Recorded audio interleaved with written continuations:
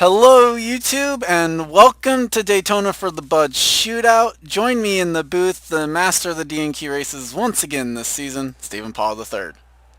Glad to be here. I think I'll be a regular this year. Maybe. We'll see how that goes and how schedules work because I'll be recording on weekends. I'd like to just thank Seth Cole for the intro that you guys just saw before we started this. So he's put together 3 intros for all 3 series, so I can't wait for you guys to see the other 2. On the pole here today is not Levi McIntyre. It's actually the Season 3 champion Mary Shelley, who got in only because of that Season 3 championship. Levi McIntyre will start alongside, getting in through 1 pole in the Colgate 400. Steve Pollard will start 4th after winning pole in the Coke 600. And Tristan Wilhoit, a one-time pole sitter in the Brickyard 400, will start 3rd. Getting ready for the command here in a moment. Charles Jackson was a 3-time pole sitter last year. That's how he's in the event, and he'll start next to Maxim Fantasy Sports 475 pole sitter Jonathan Zorline from last season. Here comes the command. Drivers, start your engines! Rest of the field, William Duncan was the Bud Shootout winner in season number 3 and a one-time pole sitter. Sky Commons also winning a pole. Sam Young, Charles Sanford were also pole sitters. Sanford won 2 poles last season. Sam Young winning pole in the Nintendo Wii U 500. Jessica Shelton was a pole sitter last year when she won at Michigan. That is how she made the All-Star, or the Bud Shootout and the All-Star race, actually, for that matter, but that's later. Jean Sanford, pole sitter in the Lucky Dog 400, is how she qualified for this race. Chris Washer, the defending champion, also a pole sitter in season number 3, is how he qualified for this event. Will Lewis, a pole sitter twice last year, once in the race that Steven actually sponsored with his own website, and then another time at Homestead. And Amy Shelley will round out the 12-car field. She won pole at Velton's Arena last year, the Harris 450. We'll take a break one moment, and then we'll get Pollard's thoughts. I have to do something real quick. And we're back. Okay. So got that one thing covered. So Steven, your thoughts here as we get ready for some new familiar faces in new places. You have to get used to that. I have to get used to that as well. Yeah. Should be interesting. What are your expectations for 20 laps though? RCR has a lot of cars to help them out, and it's nice to see, Charles, you moved up to Morgan McClure Racing. That's actually the 05 still. It's just state water heaters. Yes.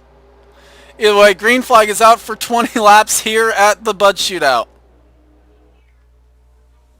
You know, listening to the intro, I wonder if Seth will make a D&Q intro. I doubt it. Sorry.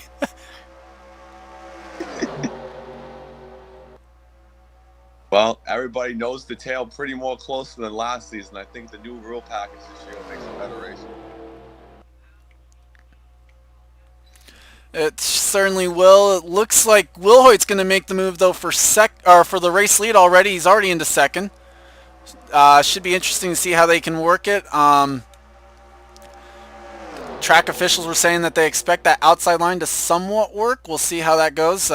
Might have something similar to the Season 2 Daytona 500 if that happens, won't we? Yes, and that 9 car does look as a very beautiful scheme, and I hope we don't have another Season 2 Daytona 500 finish. Well, already Charles Jackson's going to make it a move for the lead again. Well, usually returning drivers in the series do pretty well their second time around. The 9 struggled at the beginning and got better throughout the year, so I expect good things from Jackson this year. Jackson returning to the 9, actually. It's not one of the familiar faces in new places this season. 2-time winner last season, so I think we'll see him in the All-Star race as well, as Mary Shelley's in the wall and gets out of it. 38 car. Just a minor tap should be fine. And the 3 wide now as here comes Charles in the state water heaters car. Yep, the 05 S3 Motorsports car knows how to get to the victory lane at Daytona and goes to the lead. And they definitely purchased that car from Max Newworth last season after they missed so many races. Well, we're hearing that while they were gone for those 10 races, they worked on the reliability of the cars a little bit, or they're hoping to have. So they're expecting to, at least when they make races, be able to do a little bit better in them. I heard they pulled in a biker racing in 2007. Okay. Sure. Anyway, yeah. 3 wide, 4 rows deep, though, here at Daytona. Amy Shelley, Chris Washer, and Jessica Shelton, the 3 wide. And at the line, it's going to be really close between the 5 and the 21. And here comes Gene Sanford in the new 47. The 47 car, yep. Teammate to the 21, actually. So this is a 2-car operation for Wood Brothers Racing. The 47 going to only be a part-time entry, though, this season. So Gene Sanford looking to hopefully end that 123 race winless streak at some point during this season. So we don't have to hear about it again. And then we can move it over to one of the other cars that's got like 70 plus race winless streak. You realize there's, as we start this season, I'm just going to go off on a tangent here. Just saying, I've looked, there are about 4 or 5 70 plus race winless streaks that don't include Gene Sanford's. Is one Robert Pollard? Probably. I think one of them is also Dylan Young. The other one is Henry Sanford, ironically enough. Well, Dylan can blame Kyle Matthews. I forget who the others are, but like I swear there was like 4 or 5 of them just for Cup. Either way, Jonathan Zorline in the new Robbie Gordon car, switching over from Chevy to Ford, now goes to the lead, but not for long. Here comes Sam Young, who switched from the 07 to the 14 this season. And that 7 cars will be fully funded for the year, as we have about. No, it's not. Well, we have a lot of schemes. No, it's not. There are unsponsored cars for that scheme, for that team. Oh. It is not fully funded, I can tell you that. Well, Mary Shelley hit the wall in lap 1 and coming back. Yeah, it looked like she just barely got it, so no harm, no foul there for the 38 stayed in draft. And now back up to the lead. As here comes the lone Toyota in the field, Sky Commons, the Red Bull Toyota. And the Red Bull debut and Toyota's debut in the Cup Series. Yeah. See, wouldn't that be something that they can actually win on debut? Let's see. We're covering all these new faces and our familiar faces. Let's look through them. Chris Washer returning to the 5, so nothing changing there. Trying to go 2 in a row for the title. It's got a few schemes this season. We'll see what adds in as the year goes on. We mentioned Zorline. Last year, I don't even know how to really describe it. Switched rides from the 44 to the 25. Made it a little bit better, but still was a frequent D&Q guy. Looking for better things. This car will be a go or go home car, though, but does have points that they might be able to fall back on for the 500. We'll have to see how that goes. And knowing Zorline, you'll probably D&Q. Sam Young in the wall, the 14. That's a little bit harder of a hit. Yeah, it's going to be out of the draft. Looks like it. So Sam Young falls out of draft. Charles Jackson returning to the 9 for, I believe, the 3rd straight season now, I believe. Yeah, it would have been, because he's driven the 9 since Casey Kane would have technically been in it, I think. No, 05. This is his 3rd straight season, sorry. 05, 06, and now 07. So Charles Jackson returning to the 9 once again. 2 wins last season. Looking to build on that and maybe be a better title contender this year. Charles Sanford returning to the 05 again, his family-run effort, the S3 Motorsports crew. Not sure what they'll do. They don't have every race technically sponsored right now. They do have some Team Chevy backing, though, is what they've announced over the offseason. Defending Daytona 500 winners. Yeah, that was their only top 5 all last season, by the way. Literally, their only top 5 was that 500 win. They had 3 other top 10s beside it, but they only had the one top 5. Will Lewis taking over the 07, which will get the 33s points from last year, which actually locks them into the 500 next week. So that's good news for them. And it also means Will Lewis will race in the first 3 races this season. But switching over from the 6 car last year was Will Lewis, a 2-time winner, made the chase, the driver's chase. But the car did not finish in top 30 in owner's points either, so they D&Q'd 2 of the final 3 races, I believe. Yes. Thank you. Amy Shelley moving over from the 89 car to the back to the 12 that she drove in season number 3. Looking for What a, good things there. what a transition to Morgan Shepherd to Penske Racing. Well, she drove Amy Shelley's done some of the interesting switches as Charles Jackson goes for the lead. Shelley started out by driving the 88 Yates racing car, then moved over to the 12, then moved to the well, I don't remember. I think she stayed in the 12 for 2 seasons, then moved over to the 89. As Sky Commons will still lead the lap, and then moved back over to this 12 car. Amy Shelley just feeling more comfortable with that 12 car than anything else. I say that despite being a 2-time winner last year. We will see we will see Amy Shelley in the All-Star race because of the Veltons win. But go ahead. Oh, I was going to say in the Jesus car, she won 2 races. Yeah. We mentioned Sam Young. Tristan Wilhoit swapping over from the 21 car last season to the 16 car. And the 16 buying out points from the defunct 80 team to lock this car into the 500. Or, well, not into the 500, but into races 2 and 3.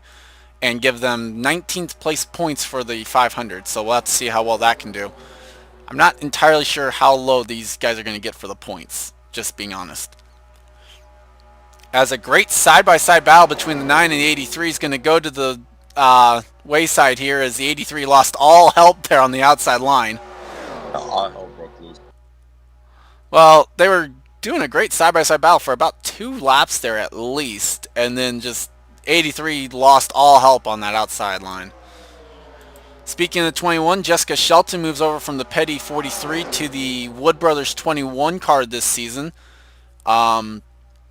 And again, the Wood Brothers also moving up the grid in terms of the points. They're not locked in, and they won't be locked in for races 2 and 3. But they made themselves have a little bit better scenario for trying to get into Daytona at least on points if possible. So just that extra little bit of breathing room to maybe have one extra wave into getting into the field.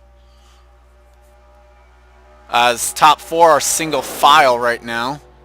William Duncan, another one of the drivers who moved. He was in the 48 car last season. Moves over to the RCR 31 car. Nice too. Yeah. Oh, Mary Shelley nearly got the wall again. Flirting with it up there. She got M&M's on her tires. Is that what it is? Okay. But Duncan looking for some better things this season.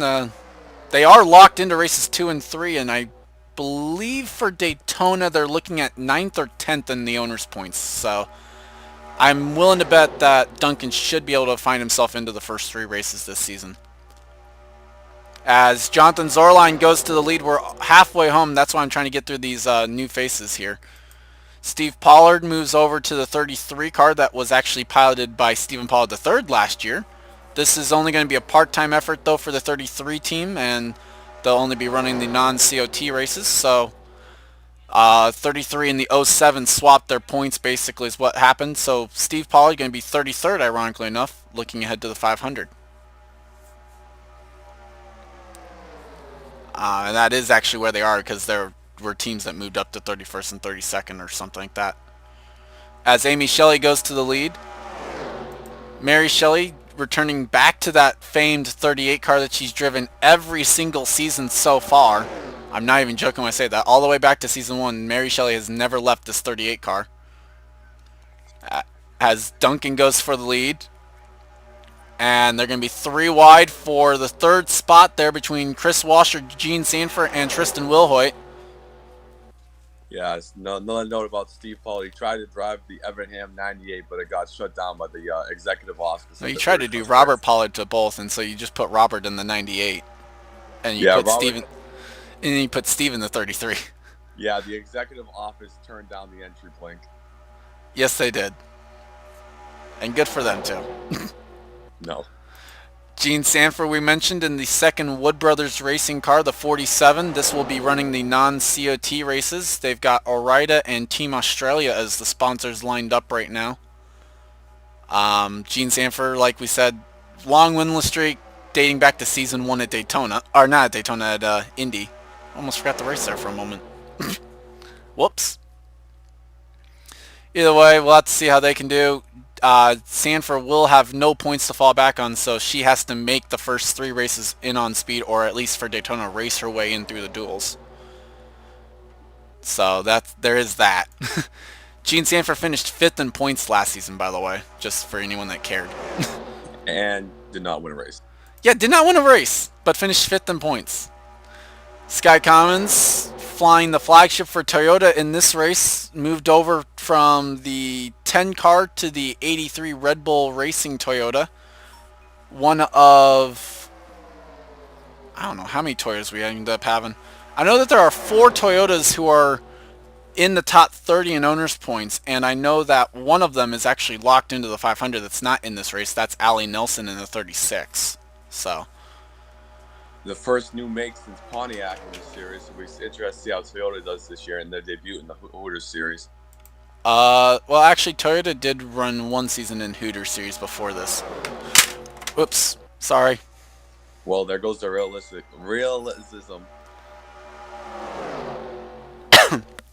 Well, Levi McIntyre, the final driver to cover here, not moving to a new spot. He's packed with the 99 car, the only Roush Racing car that actually finished top 30 in owners points last season. Poor Roush, they had 6 damn cars. Well, with that though, with the points that got moved around, they have 3 of them that are in the top 30 for the first 3 races, but only one of them actually finished there.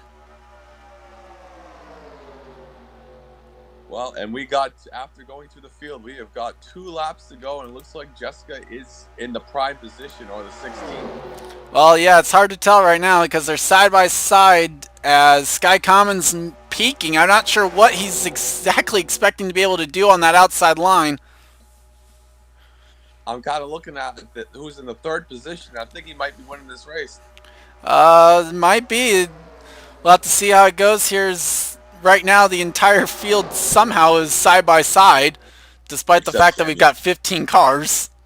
Except Sam Young. Well, yeah, all right, that's right, because now we've got 14 because Sam Young's back here. Either way, white flag is out for Tristan Wilhoit. Will anyone be able to make a move? Well, this is a good rivalry in the NR community, so this is going to be an interesting last lap. Still side by side. Does anyone try and make it 3 wide and decide the race that way? Is Will Lewis going to pull out? It's not looking like he's going to. Wilhoit with the run through 3 and 4. And we'll close the door on the 21. Man, well, Roush sucked last year, and this might be the turning point for them if what they need. It looks like it because off turn number 4, it will be the Aflac Ford of Tristan Wilhoit, who will claim the first checkered flag of the season. He wins the Bud Shootout. Good win for Roush. That's the momentum they needed after this, because the 16 was god-awful last year. And that's how far back Sam Young fell. Well, Sam Young kind of fell off a brick wall last year at the end of the season, so. Well, Sam Young, at least the bright side for him is he is locked into races 2 and 3. They are top 30 in owners points is what I'm trying to say there. Not guaranteed the spot into the 500 by any stretch, but...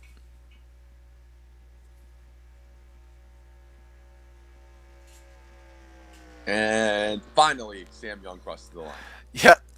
So Tristan Wilhoit, the winner in the non-points race, the first checkered flag of season number 5.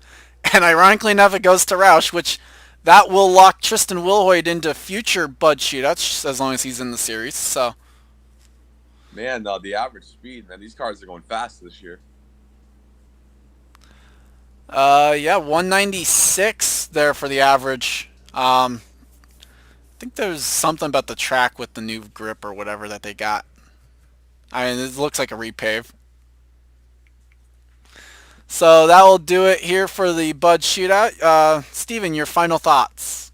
It was a good Bud Shootout. We went through the whole field. Red Bull looks pretty strong in their first one. They probably brought some good plate cars. I hope MWR does not bring jet fuel next week for the 500. And I can't wait for Speed Weeks. Neither can I. We'll be starting the the next event of Speed Weeks will be pole day qualifying, where we will decide the front row, and I have to try and go through every car and every name, so that will be fun. Um, Congrats to Tristan Wilhoit. I'd like to thank Stephen Pollard for joining me. Like I said, congrats to Wilhoit. Thank you for watching. Leave a like if you enjoyed. I love how I just noticed that Steve Pollard and Gene Sanford literally tied at the line for 12th. But I'll see you next time.